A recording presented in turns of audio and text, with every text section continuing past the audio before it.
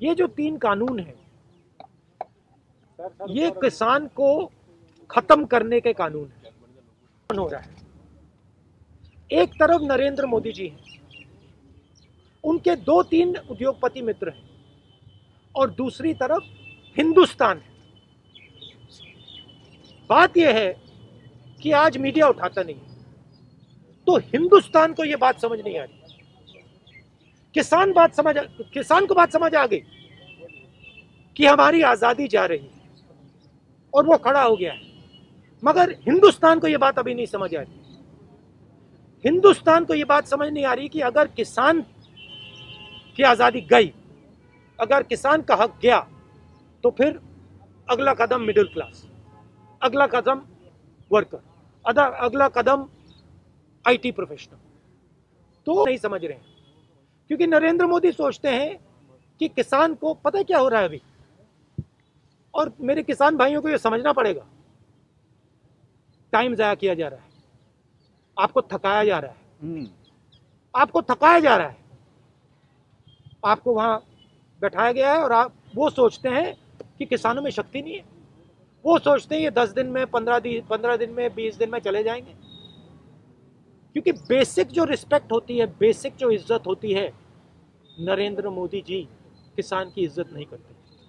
वो सोचते हैं कि अगर हमने इसको 10, 15, 20, 30 दिन यहाँ बैठा दिया, ये भाग जाएगा, डर जाएगा, हट जाएगा। नरेंद्र मोदी जी, हिंदुस्तान का किसान नहीं डरेगा, नहीं हटेगा, वो बैठा रहेगा, भागना आपको पड़ेगा। ठीक है, मैं आपको कह रहा हूं कि कानून रद्द होंगे, और इसलिए होंगे क्योंकि ये जो मंत्री हैं ना, इनको हिंदुस्तान के किसान की शक्ति नहीं मालूम। ये पीछे हटने वाले नहीं हैं। नरेंद्र मोदी जी को समझ जाना चाहिए कि ये नहीं हटने वाले हैं। ये हिंदुस्तान है, ये पीछे नहीं हटता है। उनको पीछे हटना पड़ेगा, आज नहीं तो कल। अगर इंटेलिजेंट होते तो आज ये कर देते, मगर ये किसान नहीं हटने वाला, और ना कांग्रेस पार्टी हटने वाली है। हम भी इनके साथ खड़े हैं। मैं फिर से दोहराता हूं, ये किसानों पर आक्रमण है, और अगर कोई भी हिंदुस्तान के किसान पर आक्रमण करता है तो वो पूरे हिंदुस्तान पे आक्रमण कर रहा है। ये फाइनेंशियल मामला है, ये पॉलिटिकल मामला नहीं है, ये फाइनेंशियल मामला है। नरेंद्र मोदी जो किसानों का है, वो 3-4 उद्योगपतियों को देना चाहते हैं। वो 3-4 उद्योगपति नरेंद्र मोदी को मीडिया देते हैं। अगर नरेंद्र मोदी जी ने उनका काम नहीं किया तो नरेंद्र मोदी जी की मीडिया खत्म, गुब्बारा फटा, सीधी सी बात है। इसलिए बेचारे नरेंद्र मोदी को भी कोई मतलब चारा नहीं, वो भी फंसे हुए हैं, क्योंकि कंट्रोलर तो कोई और है। तो है देश के प्रधानमंत्री, मगर रिमोट कंट्रोल 3-4 दूसरे लोगों के हाथ में है। तो बेचारे एक्चुअली मैं पिटी करता हूं उनको, वो फंस गए हैं। क्या करेंगे? वो प्रधानमंत्री है, नाम के प्रधानमंत्री है, मगर चला तो कोई और रहा है। सीधी सी बात है। किसानों को ये सब बात समझ आ गई है, किसानों के दिमाग में घुस गई बात, युवाओं के दिमाग में अभी नहीं घुसी, बाकी लोगों के दिमाग में नहीं घुसी, घुस जाएगी। जो छोटे व्यापारी हैं, देखिए जो छोटे व्यापारी हैं उनसे जाके पूछिए देश को कौन चला रहा है। नरेंद्र मोदी नहीं चला रहा, 3-4 उद्योगपति चला रहे हैं, वो सब जानते हैं। हटने वाले नहीं, तो ये बातचीत किस लिए हो रही है? बातचीत डिले के लिए हो रही है, क्योंकि नरेंद्र मोदी के माइंड में ये है कि हम इनको थका देंगे, इनमें दम नहीं है, हमारे हाथ में सत्ता है, हमारे पास पुलिस है, हमारे पास इंटेलिजेंस है, हमारे पास सब कुछ है, इनके पास कुछ नहीं है। ये नरेंद्र मोदी जी के माइंड में मिसअंडरस्टैंडिंग है।